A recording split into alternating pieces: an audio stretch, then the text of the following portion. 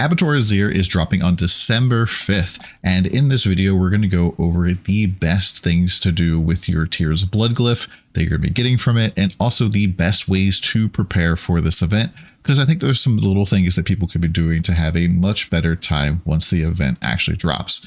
Now, if you don't know what Abattoir of Zir is, this is something that was announced at BlizzCon. It's basically a super ultra pinnacle endgame thing, where it is kind of like Greater Rifts, kind of, but Diablo IV style, and it's going to bring with it a brand new legendary glyph that you get as a reward, which gives you a lot of damage, like a lot of damage from doing this. Now, in order to even access this, you are going to have to finish your seasonal journey and before you get the recipe. And what that means is you have to go in here and have all of these completed.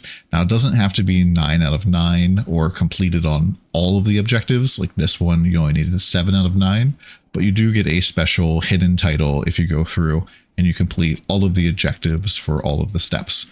But all you have to do is complete Destroyer 7 out of 9, and you should be good to go. Now, what is going to happen then is you're going to get the ability to craft a Blood Forged sigil. Just like you craft regular sigils at the Occultist, this one's going to open up for a specific tier of the new kind of like Super Nightmare dungeon. And we can see a picture of this here from a video that Bloodshed put out. And we can see that this costs both sigil powder and gold. Now, a thing to note here is that this costs 800 sigil powder, which to give you an idea, if you go to the Occultist right now today and try to craft the top end sigil, it is only going to cost you 450 of this sigil powder. So this 800 sigil powder cost is actually quite big. And I'd assume that this cost is only going to go up as the tier goes up. So what I highly recommend doing is, if you are getting your inventory full of sigils, not like throwing bad ones on the ground or anything, just like scrapping them like crazy so that you always have space in your inventory to keep picking them up, because you're going to want probably a lot of sigil powder, because this is supposedly going to start hard and only get worse. And so there'll probably be a lot of wipes. I've heard that it's a 1 life experience. And so if you die, you're just kicked out and you just lose the key altogether. So you're probably going to want a lot of sigil powder. So definitely get to scrapping. Now, when you actually go through and complete, you're going to get the Tears of Blood glyph. And this one's very interesting because it starts off with a radius size of 4, which is the same size as our big glyphs are. And it increases its radius at level 50. This thing actually goes, I believe, up to level 201. And so that is a lot of levels that you can pour into this thing. And we're assuming that the radius is only going to increase 1 time.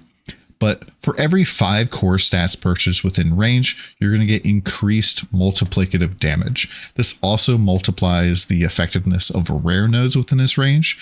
And I believe this is going to go up to like 250% total, which is pretty crazy. It might be even higher than that though. And so there's definitely some boards where this is going to be really, really good on, and other boards where it's not as effective. Now, we're not 100% sure right away whether or not this 5 core stats means the 5 core stats for that class. So like strength for barbarians, intelligence for necromancers and sorks, dexterity for rogues, willpower for druids, or if it means all of the stats. And to that end, I've gone through and I've basically gone onto the calculator here for the Paragon and counted all of the nodes that will be within the range of the new glyph, and found which ones are the best. Now, if you don't know, all of the classes have Paragon boards that kind of track with all of the other Paragon boards. We have more information about this down here on the Megadoc. However, we've gone through and figured out which ones are going to be the very best.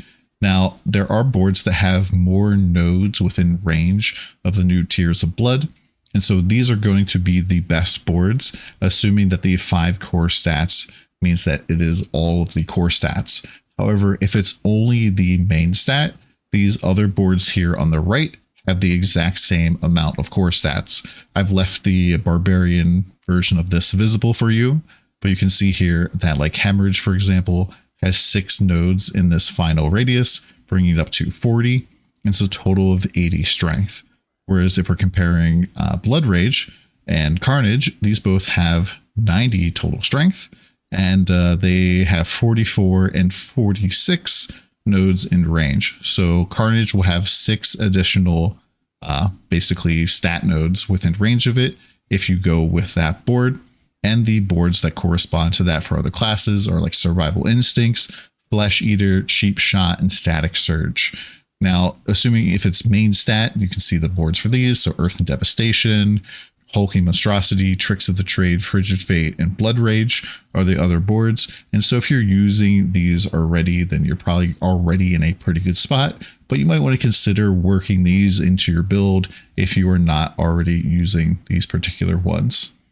And yeah, that's pretty much it for the Tears of Blood stuff. I will be updating this on the spreadsheet. This is linked in the description down below. This is like our big Gigadoc that a lot of people were using before the game launched. And we'll also keep track of the powder, gold, and experience here.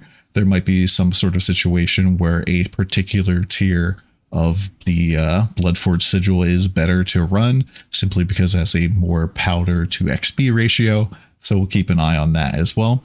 But hopefully you guys have a great time in the Abattoir of Zir. Like I said, this is coming out on December 5th. Not really sure what time, but it should be a pretty fun time. I'm looking forward to pushing both Ball Lightning, probably Hoda, and maybe some other builds as well. Let me know what you guys plan on playing in the comments down below, and subscribe if you guys like Diablo 4 content. See ya!